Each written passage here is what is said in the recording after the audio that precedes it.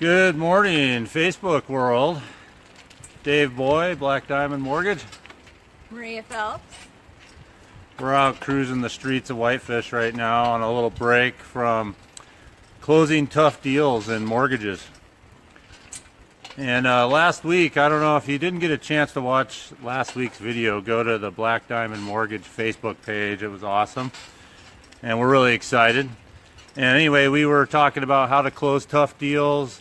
We were focusing on the credit aspect of qualifying people for loans.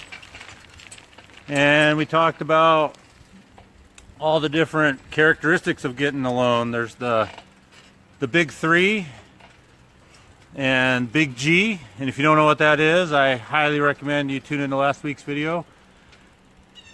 And anyway, this is a live show, so comment, tag, share it with your friends. We're just getting going here. We'll have this posted. What do you guys say, Maria? All right, so last week we talked a little bit about the emotional aspect of a transaction and just getting qualified and how stressful it can be and how those emotions build up and how much we completely understand. And again, you can watch that on our Facebook Live. But also what was brought to our attention last week during the live video is that not only during the qualification process is it emotional, but throughout the whole process it's emotional. And Realtor Brenda Tweedy actually brought that to our attention, and it's true. Just, you know, the fact that you're trying to get qualified is stressful, but then throughout the process working with the agents, the title companies, the sellers, all of that can be really emotional and stressful. And yeah, it's a twofold process. It's not just the beginning, it's all through the process. So you mentioned Brenda Tweedy? Yes. She's a friend of mine. You know, we're headed over to meet her and Danelle at one of Brenda's listings. And got about one more block to go. Yeah, and actually when Brenda brought that up, it reminded me of a Christmas present that we got for the office last Christmas for Black Diamond Mortgage, and it's a picture that represents how when you first start a transaction, everybody's in the boat and ready to rock and roll. But then throughout the whole process, this picture is quite interesting. Dave will post it later after this video, but it goes through how different rapids come up and how people sometimes want to jump out of the boat. And so we're going to talk today about staying in the boat through the entire transaction, and Brenda will actually help us talk about that.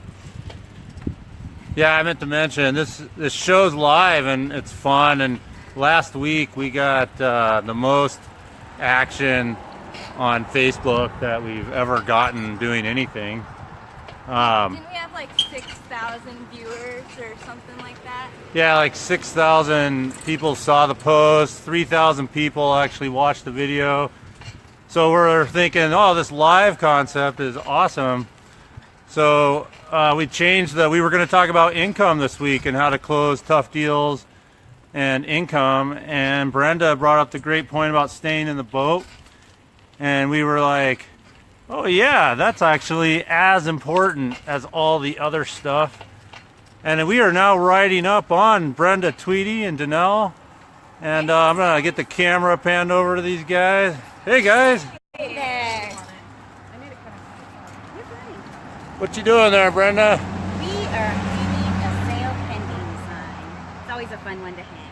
Awesome. Way to go. Yeah. Another successful job. You got a sale going on this property. Where are we right now? We're at 1037 Columbia in Whitefish, Montana. Woo! Yeah, Nice. it's a really nice house. Go ahead, Danelle. Like she said, we're here hanging her sale pending sign. It looks like she's got herself a borrower that's ready to purchase the house that she's been listing. There's a couple of things, obviously, that have to line up for that to happen, and Brenda's going to talk to us a little bit about that. Well, what's really important in these transactions, especially when you're dealing with a property that this one's over 85 years old, Wow. a lot of things can come up within the transaction from the start to the finish. So it's just really important, as we talked about last week, I mentioned, was staying in the boat. whether that's Staying in the boat, we're not boating, we're buying. right. But it's a great analogy for the whole process, because from start to finish, there's multiple people involved in these. And it's just important that everybody stays on the same page, communication is good, and we can tackle anything that arises, because especially with older homes, there's some things that get a little tricky with them. Yeah. What are some things that you've seen go wrong that have caused people to bail from the boat? Well, either to bail or, when we start to take on water, it's going to come down to sometimes the roof or the foundations. So what will happen is maybe it'll come up in an appraisal or an inspection that this has to be done before closing because it's going to be a lender requirement. And so from there, it's just important that we map out a plan that's going to work for both buyers, sellers, lenders, and even down to the escrow people. Right. I was thinking about the whole boat analogy. Oh, look, we're all in there. So, like, when you're rafting and everybody's kind of cruising along and all of a sudden the rapids are up ahead, and it's like, I think some people think, oh my God, there's rapids up ahead, and they want to jump out, and the safest place is actually in the boat. Staying in the boat. So, it's kind of counterintuitive. Yes. You got any examples of something like that we were talking about? I see a lot with just the closing date where people get stressed and the sellers, they actually need to sell the place in order to buy their next house. And so we'll end up having to work with a whole nother transaction because they're stressed. They need to close on their house to buy their new house, and there might be a delay with the house or just with money coming in and just getting everything going, and we gotta keep all those people in the boat. So I feel like we see that a lot with the closing date, just trying to coordinate and make everybody happy. How many people are involved in these deals? Oh my goodness. A lot. You've got the buyer and seller, obviously. They're realtors. You've got the lender, us. You have an insurance agent who's doing the hazard binder for that house. Escrow, title, appraiser, inspector, maybe an engineer if we've got some foundation things we need to have checked out. So it's a whole group of people, and if one thing kind of throws up a wrench, I think the emotional thing is to cut loose and run, and it's kind of our job all as a team to get everybody on the same page, find a solution that works for everybody, and then move forward. Hey Brenda, we were talking on the phone about doing this, and you had an awesome example of people wanting to get out of the boat and then you kept them in. What was that story? It was actually came down to a roof, and the sellers didn't want to fix the roof, and the buyers didn't have the funds to fix the roof, but it was going to be a requirement for lending, and so we were able to increase the purchase price. Everybody agreed to have the roof done prior to closing, and we were able to get that one closed. Yeah, so like they found out they needed a new roof, and everybody was like, we can't do the deal, right? Right. So was everybody jumping out of the boat? They started to bail, but fortunately, good lenders and agents involved were able to brainstorm and keep this one together, and it worked out perfectly for everyone. Did the buyer still want the house, but there was a need for a roof? They did, but they didn't have the funds to do the roof. And then the seller wanted to sell the house, but it needed a roof? Yep. So when they first heard about it, the problem was too big. It was pretty insurmountable, it seemed, but again, good teamwork. Nice. Yeah. You know, I was thinking of one that we had this guy, and he was buying a house, and I called him up. I said, hey, your loan is clear to close. And he's like, sweet. And I didn't know he didn't like his job very much. And he quit his job.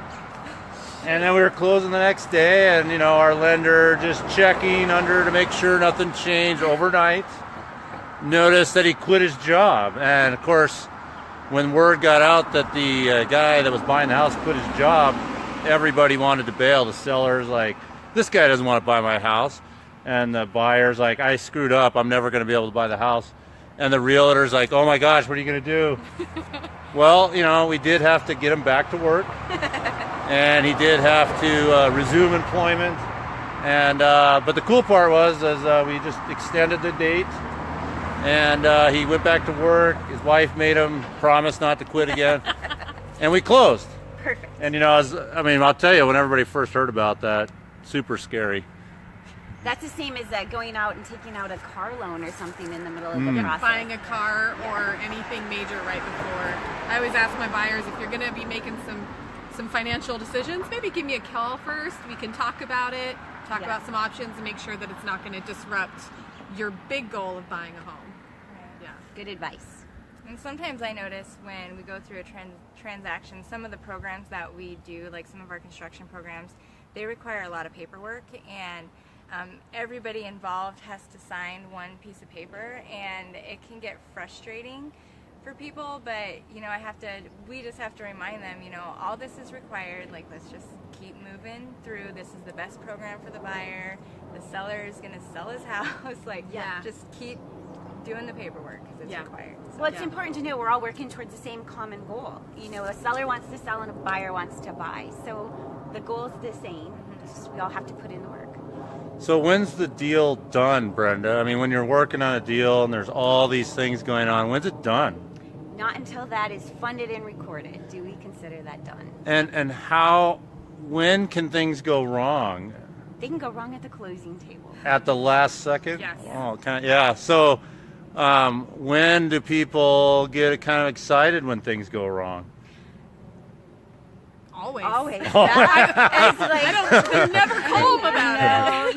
It's definitely, I think, prefacing whether it's a buyer or a seller, it's going to be a roller coaster. I can promise you that. It's just being open and keeping those communications open with everyone involved, and hopefully we can come up with solutions. I don't like to call them problems. I call them challenges. Yeah. I always have considered myself in this industry a master troubleshooter. So You have to and be. we see it every day. So And I think it's to be expected when everyone's emotions are so heavily invested, whether you're the seller or the buyer. So even very small things that we might be like, oh, this is no big deal, it can feel really big to them. So that understanding from our end that they're very emotional about it and keeping it Correct. clean. So, Brenda, what's the most important rule of all real estate transactions, especially tough deals? Stay in the boat. Stay in the boat. We have somewhere, and because this is live TV, I don't know where it is, but we have this painting. It's the picture for this event, and it's a great painting. So we're just gonna shoot over because we don't want to go over our 10 minutes, and we're about there. Next week, we are going to get back to income.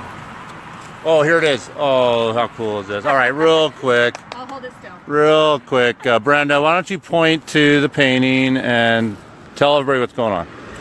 So again, it can be from start to finish, but it's just important we're all in the boat. And when problems arise, which is looking like it's getting a little hairy here, you just got to stay in the boat. Whether you're going to be bailing, taking on water.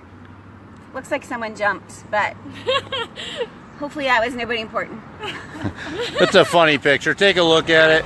Next week, getting tough deals to close. That's what we're all about here, is getting them to close.